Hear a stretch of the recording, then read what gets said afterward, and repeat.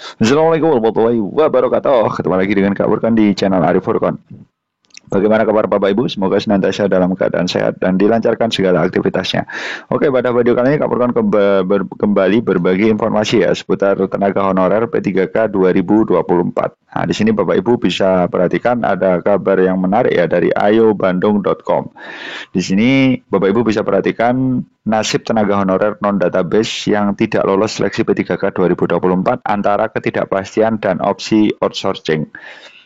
Jadi memang ini belum dipastikan ya Bapak Ibu ya untuk teman-teman yang non database ini akan dirumahkan atau tetap digaji seperti biasa ya sambil menunggu kesempatan untuk mendapatkan formasi tentunya ya Bapak Ibu ya. Jadi ini memang kabar yang harus Bapak Ibu ketahui ya tentang honor nasib yang diterima ya untuk honor non database BKN. Kabar dari ayobandung.com kemarin hari Rabu tanggal 5 Februari 2025 ya Bapak Ibu ya.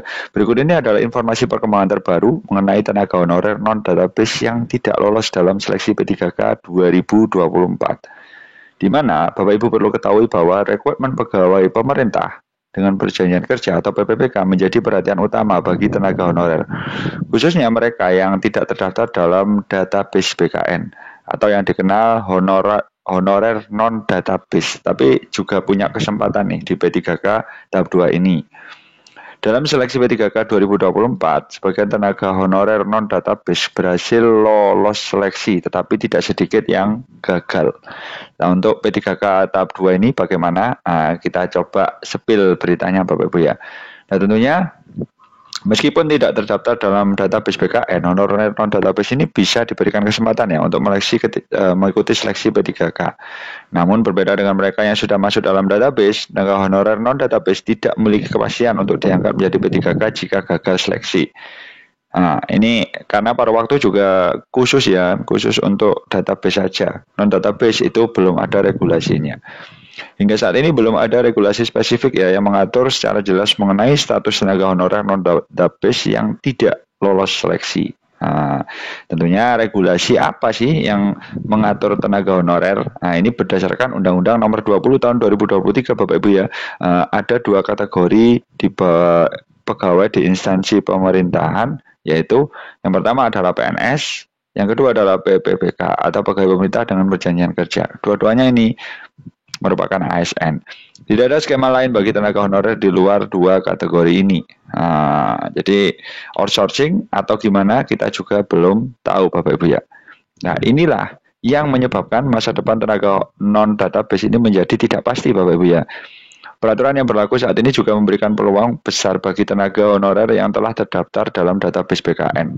Berdasarkan keputusan Menteri Pendayagunaan Aparatur Negara dan Reformasi Birokrasi atau Kemenpan RB nomor 16 tahun 2025 kemarin, tenaga honorer yang gagal dalam seleksi P3K tetapi masuk dalam database masih memiliki kemungkinan untuk diangkat menjadi P3K paruh waktu. Sebaliknya kalau non-database gagal, ini belum pasti dari status mereka. Dirumahkan atau dialihkan ke outsourcing. Jadi kita tunggu saja Bapak Ibu ya. Tentunya ini merupakan PR ya bagi Kepala Badan Kepegawaian dan Pengembangan Sumber Daya Manusia BKPSDM Kabupaten Natuna ya, Muhammad Alim Sanjaya. Ini menyatakan bahwa hingga saat ini belum ada kebijakan yang bisa menjadi dasar menentukan nasib tenaga honorer non-database yang gagal seleksi. Sejumlah daerah mulai mengambil langkah terkait status tenaga honorer non-database yang tidak lolos seleksi. Di sini Kabupaten Muko Bengkulu, di sini honorer non-database yang gagal seleksi akan dirumahkan. Bahkan di sini Sekda atau Sekretaris Daerah Kabupaten Muko Abdianto menjelaskan juga bahwa tenaga honorer yang tidak terdaftar itu tidak bisa diangkat lagi menjadi pegawai pemerintah. Namun, bagi tenaga honorer yang masih dibutuhkan, mereka dapat dikerjakan sebagai tenaga outsourcing. Penempatan tenaga outsourcing ini akan disesuaikan dengan kebutuhan masing-masing organisasi perangkat daerah atau OPD. Nah, tentunya jika OPD memerlukan tambahan tenaga kerja, maka outsourcing. Perbedaan nasib honorer database dan non-database, perbedaannya itu terletak pada semakin terlihat jelas ya di seleksi P3K 2024 ini. Tentunya kalau honor database itu aman Bapak Ibu ya. Ketika teman-teman tidak ada formasi, teman-teman langsung dialihkan ke P3K paruh waktu. Di sini jika gagal, lah ini paruh waktu ya. Sementara untuk non database itu tidak ada jaminan ya tentang status mereka ketika teman-teman ini apa gagal ya atau tidak dapat formasi. Nah, tentunya ketidakpastian kebijakan bagi tenaga honorer dan non-database membuat banyak mereka yang khawatir masa depan mereka. Tentunya nggak usah ada tes lagi. Nah, ini ada pihak ketiga. Sejahtera di mana honorer saja kecil gajinya, apalagi lewat pihak ketiga. Nah, seperti itu. Tentunya teman-teman menunggu ya Bapak Ibu ya tentang nasib honorer non-database jika gagal seleksi. Nyatanya memang masih disiapkan ya regulasi khusus untuk teman-teman tersebut.